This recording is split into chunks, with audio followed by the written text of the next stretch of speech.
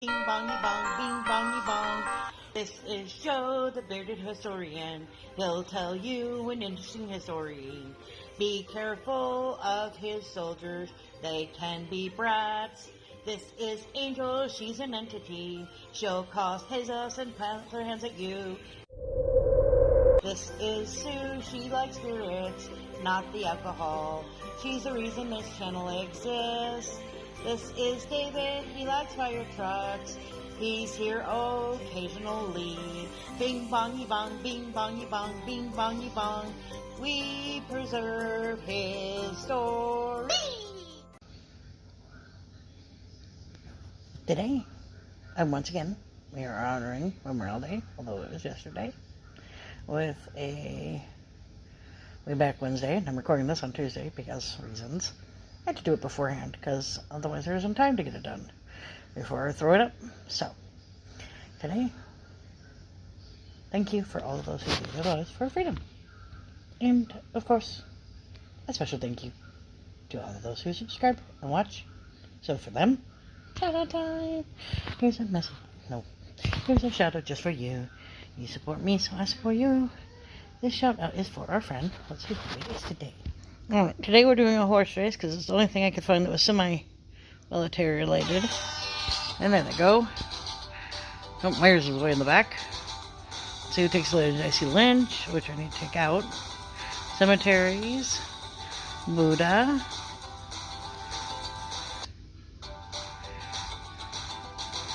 Terrific. There's a fam.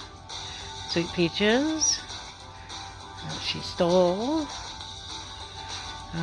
J. John. Melinda's kind of in the lead. Random is a close second. Might be tied, it's hard to tell. There's Kirita. Melinda's currently in the lead. There's Sylvia. Oh, Journey's catching up. Oh, is Journey gonna... Oh, no, here comes Squirrel from behind. Squirrel gonna have it? Squirrel might have it. Oh, he's held back. Here comes Sweet Peaches. Oh, Open's in the lead. Hey! Alright, hold on just a minute. Okay, Open-Minded Wanderer. Upload videos for a few different locations, mostly the UK, bringing information in the area. Keep mucker, share routes and interest, relaxation videos. She just recently, Cara, sorry, I'm not very good at names. Just recently reached 1K. Her videos are awesome, very beautiful. I think some of them are drone. She does include a little bit of history, so if you like beautiful videos or history, check her out. Like, share, comment. Have a good day. And, zoom out. There we go. All right, Mr. Bud, what do you have to say?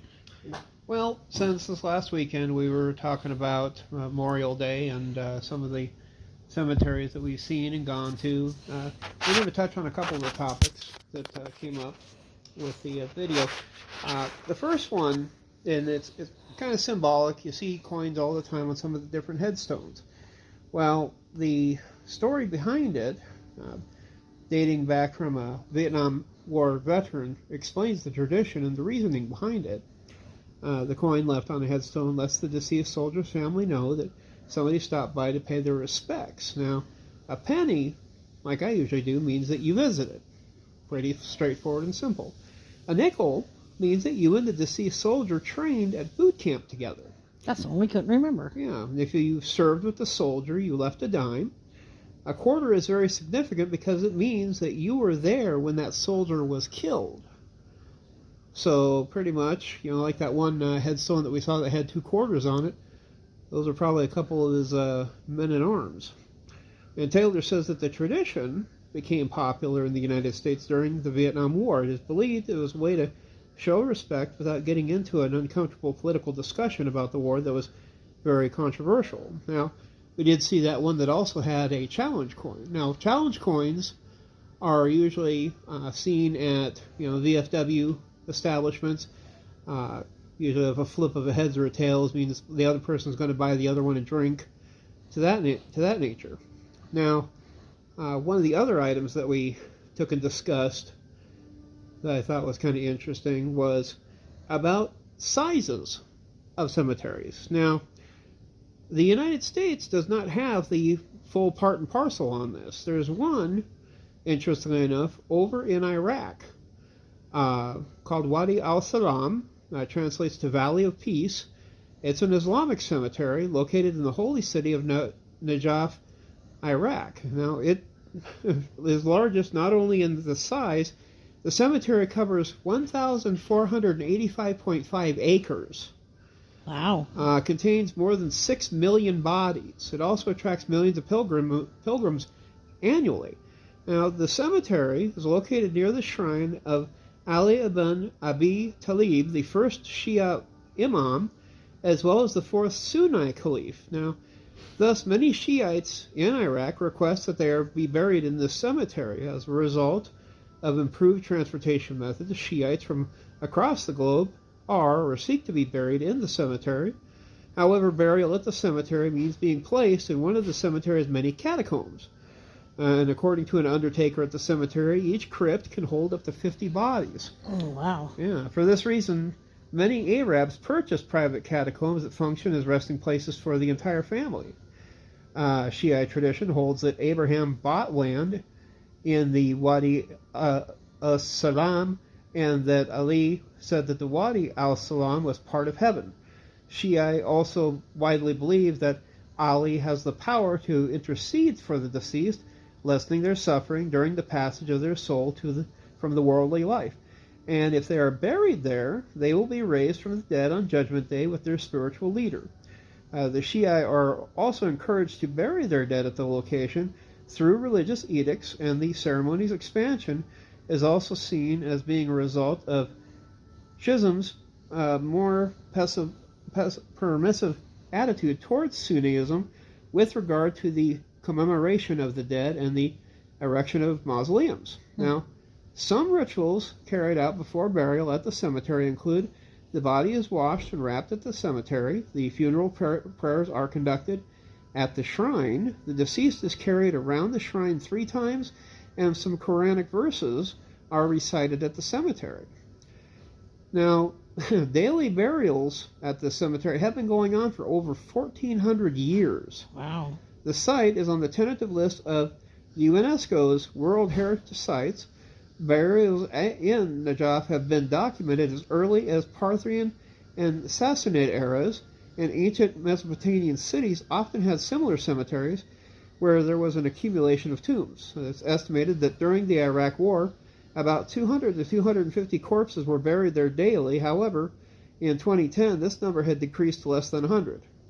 Approximately 50,000 new bodies are interred in the cemetery annually from across the globe. This figure is an increase in the approximate 20,000 bodies, primarily from Iran, that used to be interred annually in the early 20th century. Most Iraqi and many Iranian Shiites have a relative buried in the cemetery. As of 2014, coinciding with the conflict against Israel, it has been reported that burial plots are running out, resulting in many being stolen, illegally resold, or improvised. According to one grave digger, I've never been so busy, not even after the 2003 or 2006 height of the Iraq Civil War. Now, within the cemetery, there is a number of holy sites. The Grand Ayatollah Muhammad Sadiq al-Sadr, his mausoleum is possibly the most visited in the cemetery. The grave of Grand Ayatollah Muhammad Bakr al-Sadr, Mosque of the Prophet Hood, the mosque and tomb are located at the middle of the cemetery with its blue dome. Prophet Saleh is believed to be buried there as well. Maqam Imad Mahdi and Imam Jafar Sadiq. Prominent burials there, Reis al-Davari, Kalu Hassin Bord Gunay Dashti, Syed Ali Qadi Tabalali, Abdul Hossein Amani, Layla Kazim, Mizra Yaha Khoi, Amin al-Sadr, and Ayatollah Muhammad Sadiq al-Sadr, Grand Ayatollah Muhammad Bakir al-Sadr, Hussein Quli Khan Faili, father of the last Wali of Pasht-e-Ku, Qalam Riza Khan, and other religious figures. Interesting. Yeah. Now, here in the States, when we want to talk about national cemeteries, this is where we have the big national cemetery, and when they want to talk about size, we go ahead and we go all the way over to Arlington. Mm-hmm. And with Arlington, it's almost like I'm trying to think of the best way to describe it. It's on a person's bucket list, especially if you're into cemeteries. Yes. The particular one there gives a little bit of detail here. I do enjoy the way that they have this broken down, because first of all, it's over, it's 639 acres in size. Nearly 400,000 people are buried there. One of two cemeteries in the United States National Cemetery System that are maintained by the United States Army. Established in 1864 on May 13th, 159 years ago, in Arlington County, Virginia, national level. From the looks of the population number, it was established during the American Civil War after the land the cemetery was built on, the Arlington estate, was confiscated from its private ownership of the Confederate States Army General Robert E. Lee's family following a tax dispute. Now, listed on the National Register of Historic Places in 2014, the Arlington National Cemetery Historic District includes the cemetery, the Arlington House, Memorial Drive, the Hemicycle, Arlington Memorial Bridge. And the origins are kind of interesting because it also dates back to a relative of George Washington. Now, George Washington Parke Custis was the grandson of Martha Dandridge Custis Washington through her first marriage. When his natural father, John Parke Custis, died, George Washington Parks, or Washie Custis, went on to live at Mount Vernon, where George and Martha Washington raised him as their own son. In 1802, Custis began building the Arlington House on land that he inherited from his natural father. When completed in 1818, he intended the house to serve not only as a home, but also a memorial to George Washington, his foster father. In 1804, Custis married Mary Lee Fitzhugh. They had 4 children, but only one, Mary Anna Randolph Custis, survived and married future Confederate States Army General Robert E. Lee. Now, Custis's will gave a life inheritance to Mary Lee, allowing her to live and run the Arlington estate for the rest of her life, but not enabling her to sell any portion of it. Upon her death, the Arlington estate passed to her eldest son, George Washington Custis Lee. The house was known as the Custis Lee Mansion in the 20th century. Now, when Virginia seceded from the Union after the start of the Civil War, Robert E. Lee resigned his commission on April 20th, 1861, and took command of the armed forces of the Commonwealth of Virginia, later becoming the commander of the Army of the Northern Virginia. On May 7th, troops of the Virginia militia occupied Arlington and the Arlington House. When Confederate forces occupying the high ground, the capital of the Union was left in an untenable military position. On May 3rd, General Winifred Scott ordered Brigadier General Irving McDowell to clear Arlington and the city of Alexandria, Virginia, of all troops not loyal to the United States. Despite not wanting to leave the Arlington House, Mary Lee believed her estate would soon be recaptured by Federal soldiers. On May 14th, she burned many of her family treasures on the grounds and left for her sister's estate in Ravensworth in Fairfax County, Virginia. McDowell occupied Arlington without opposition on May 24th. Now, at the outbreak of the Civil War, most military personnel who died in the battle near Washington, D.C. were buried at the United States Soldiers Cemetery in D.C. or Alexandria Cemetery in Alexandria, Virginia. But by late 1863, both were nearly full. On July 16, 1862, Congress passed legislation authorizing the U.S. federal government to purchase land for national cemeteries for the military dead, and put the U.S. Army Quartermaster General in charge of this program. In May of 1864, Union forces suffered large numbers of dead in the Battle of the Wilderness. Quartermaster General Montgomery C. Meigs ordered that an examination of eligible sites be made for the establishment of a large new national military cemetery, and within weeks his staff reported that the Arlington estate would be the most suitable property for the area. The property was high and free from floods, which might unearth graves, and it had a view of the District of Columbia and was aesthetically pleasing. It was also the home of the leader of the Armed Forces of the Confederate States of America, and denying Robert E. Lee use of his home after the war was a valuable political consideration. Hi! What? No. Now, the first military burial at Arlington for William Harry Crispin was made May 13, 1864, close to what is now the Northeast Gate in Section 27. However, Meigs did not formally authorize establishment of burials until June 15, 1864.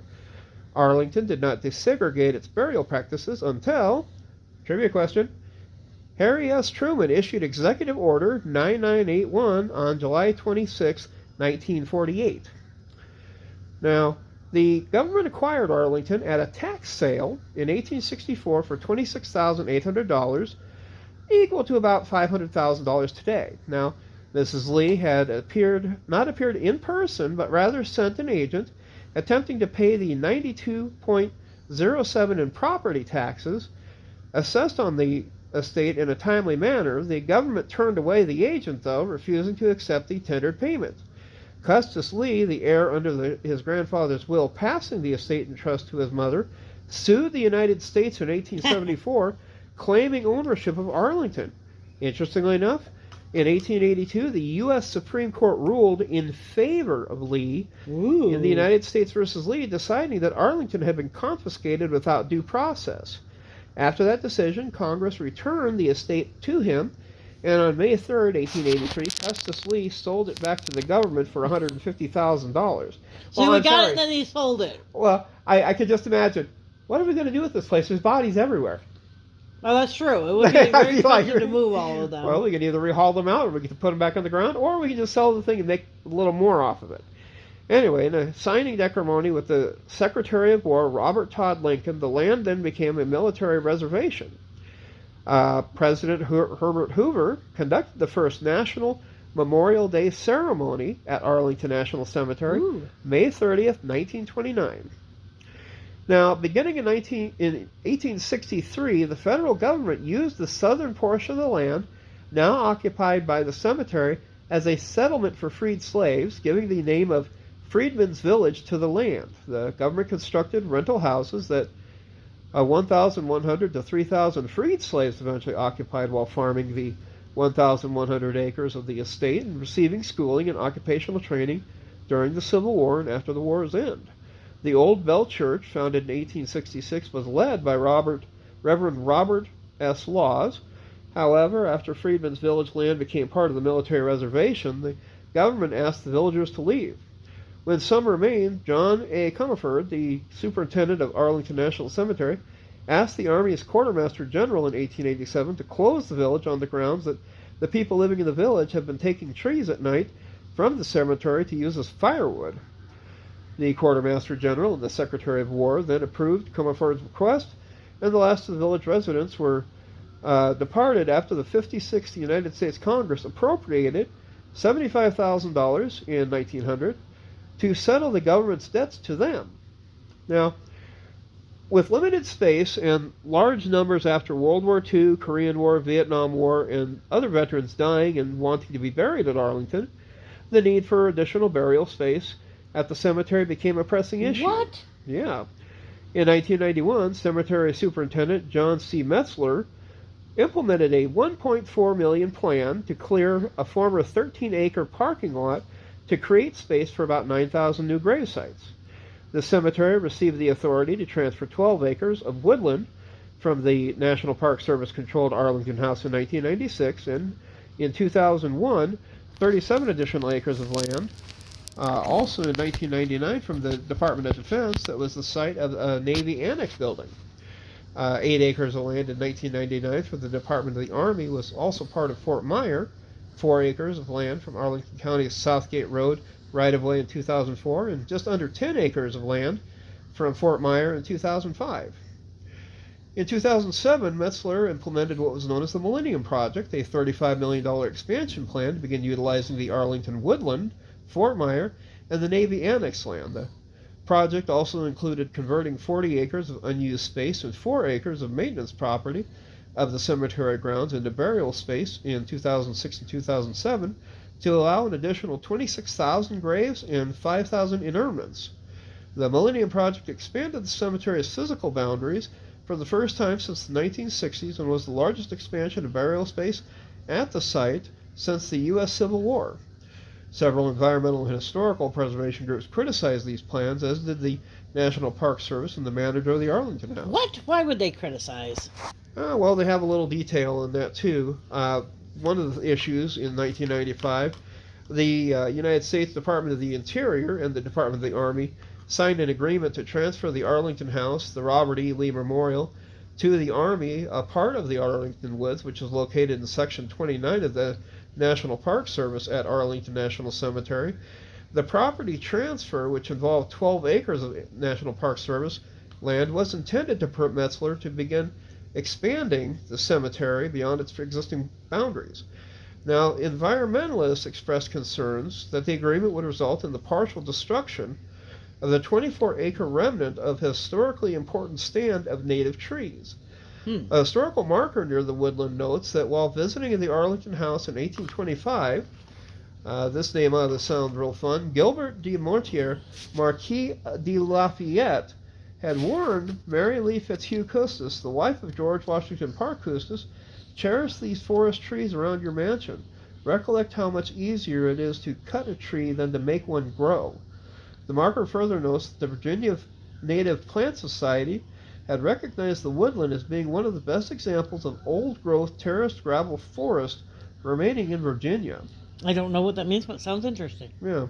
In 1996, the National Defense Authorization Act for fiscal year 1997 authorized the Secretary of Interior to transfer to the Secretary of the Army all of the land in Section 29 that was within an Arlington National Cemetery internment zone, and some of the land to the section that was within a Robert E. Lee Memorial Preservation Zone. In 1998, the National Park Service, which is a component of the Department of the Interior, informed the National Capital Planning Commission that it wanted to transfer only 4 acres of the cemetery rather than the 12 acres that the 1985 agreement had described. In response, Metzler stated, "I was surprised, but we will continue to work with the Department of Interior and see what happens." In 1999, the National Park Service issued a Federal Register notice that announced that the availability of an environmental assessment for the transfer. The EA stated that the internment zone contained the oldest and largest tract of climate eastern hardwood forest in Arlington County. This forest was the same type that once covered the Arlington estate and had been regenerated from trees that were present historically. A forest study determined that a representative tree was 258 years old. Nice. That's kind of cool. Yeah. The internment zone is also determined to contain significant archaeological and cultural landscape resources, in addition to the preservation zone. The EA described 4 alternative courses of action. Well, in contrast to the 1998 statement to the National Capital Planning Commission, the 1999 EA stated that it would prefer the alternative, would transfer to the cemetery approximately 9.6 acres, comprising most of the internment zone and the northern tip of the preservation zone. Another alternative would be to transfer to the cemetery the 12 acres internment zone while keeping 12.5 acres under National Park Service jurisdiction. The EA concluded Public Law 104-201 directed the Secretary of Interior to transfer to the Secretary of the Army jurisdiction over the internment zone, which is the plan in Alternative 3. Adoption of any other alternatives would require legislative action to amend the existing laws. Well, in 2001, the National Defense Authorization Act for fiscal year 2002 repealed the obsolete part of Public Law 104-201, and it authorized the transfer of portions of Section 29 to the Secretary of Army. The new legislation required the Secretary of the Interior to transfer to the Secretary of Army within 30 days the approximately 12 acres of internment zone. The transfer therefore involved the entire 12 acres of national park land that the 1995 agreement and Alternative 3 had described. The 2001 legislation required the Secretary of Army to use the internment zone as an in-ground burial site and columbarium. In addition, the legislation required the Secretary of Interior to manage the remainder of 29 in perpetuity to provide a natural setting and visual buffer for the Arlington House and the Robert E. Lee Memorial. Now, in 2012, the United States Army Corps of Engineers asked for comments on a draft EA that described a further expansion of the National Cemetery as part of the Millennium Project. The draft EA was intended to implement conversion into burial space of the 17 acres of the Fort Myer grounds as well as the 10 acres of Section 29 woodlands. Like they really want that land. Yes, they did. The draft described 7 alternatives. The preferred alternative, E, called for the removal of about 1/2 of the 1,700 trees with a diameter of 6 inches or greater on the site. Approximately 640 of these trees were within the 135-year-old portion of Arlington Woods. The draft EA concluded, based on the evaluation of environmental impacts, no significant impacts would be expected from the proposed action. Therefore, an environmental impact statement will not be prepared, and a finding of no significant impact would be prepared and signed. In 2013, the Corps of Engineers released a revised EA for the Millennium Project. The revised copies has a number of public comments from the draft EA that criticize the projects and parts of the EA while proposing alternative locations for the new military burials near the cemetery and elsewhere. However, the Department of Forestry and the Commonwealth of Virginia found that based on information from the draft EA, the project would not have a significant adverse impact on the Commonwealth's forest resources. The revised EA did not change the preferred alternative, Amendment E, or the Army's plans to prepare and sign a finding of no significant impact with the draft EA as prescribed. 2013, after reviewing 100 public comments about the received on the revised EA, the Corps of Engineers released a final EA, and the signed final EA and FONSI retained Alternative E as the preferred alternative. The final EA stated that of the 905 trees to be removed, 771 trees were healthy native trees that had diameters between 6 and 41 inches. The project would remove approximately 211 trees from less than 2.63 acres, containing a portion of a 145-year-old forest that stood on the property boundaries of a historic district from the National Register of Historic Places nomination form for the Arlington House, described in 1966. About 491 trees would be removed from an area of trees that were approximately 105-year-olds, and approximately 203 trees with the ages of 50 to 145 years would be removed from a former picnic area. Now, the controversy also spread to the Navy Annex property in 1998, a congressional proposal to expand the cemetery on the land that the Navy Annex and Fort Myer then occupied led to concerns that the Arlington County officials had not been properly consulted, leading to the withdrawal of the proposal. However, of the National Defense Authorization Act for fiscal year 2000, if they've got money, let's use it. Why not? Which was enacted into the law in October 1999, subsequently required the Secretary of Defense to transfer administrative jurisdiction of 36 acres of the Navy Annex property to the Secretary of the Army. This act required the Secretary of Defense to demolish the annex's buildings and prepare the property for use as part of the cemetery, while requiring the Secretary of the Army to incorporate the annex property into the cemetery. In January of 2013, the County Manager of Arlington County and the Executive Director of the Army National Military Cemeteries, consisting of Arlington National Cemetery and the United States Soldiers and Airmen's Home National Cemetery, signed a memorandum of understanding between the Arlington County Board and the Department of the Army to expand the cemetery even further. Under this tentative plan, Arlington County would give up the easement for the Southgate Road, which lies between the Navy Annex property and the cemetery's 2012 boundary, and obtain a narrow easement along the southwest border of the Navy Annex site for the new Southgate Road. In exchange, the Department of Defense would give the Navy Annex parking lot to the county. Now, the Army would also transfer land west of the South Joyce Street to Columbia Pike to Arlington County. Additionally, the Commonwealth of Virginia would convey the cemetery roughly the northern half of the Virginia Department of Transportation land, bounded by South Joyce Street, Columbia Pike, and South Washington Boulevard, The cloverleaf interchange between Columbia Pike and South Washington Boulevard would be eliminated, and a hairpin turn on Columbia Pike would be straightened to provide a safer, more natural exit from the South Washington Boulevard. It's not like somebody's playing a video game. Let's move this road here, this road here, this road here, this road here. We'll turn this all into park, and they'll bury bodies right here. Anyway, although exact acreages were not specified, the plan depended on the Commonwealth of Virginia's cooperation. The memorandum of understanding, if implemented, would have created a more contiguous plot of land for the cemetery. However, along came 2016. In December, the National Defense Act for fiscal year 2017 authorized the Secretary of Army to expand the cemetery by acquiring from Arlington County and the Commonwealth of Virginia by condemnation and other means properties near the cemetery that contain Southgate Road, South Joy Street, and Washington Boulevard right-of-ways, including said Columbia Pike Interchange and the Washington Boulevard. The Army then informed the Arlington County government in 2017, June, that the Army would no longer pursue a land exchange with the county. The Army told the county that the Army would use the entire Navy Annex site to expand the cemetery and acquire the cemetery about 5 acres of public land that Arlington County then owned.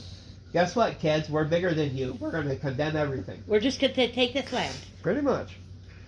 Well, in 2018, another deal with the U.S. Army Corps of Engineers announced that the expansion would allow for 40,000 to 60,000 additional burials and would incorporate the existing United States Air Force Memorial.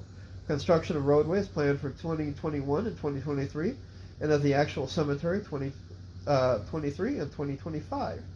The total cost of this project is $274 million. Wow. The project covers 70 acres, and by closing and relocating local roadways, allows the cemetery to utilize the former Navy Annex property and remain contiguous.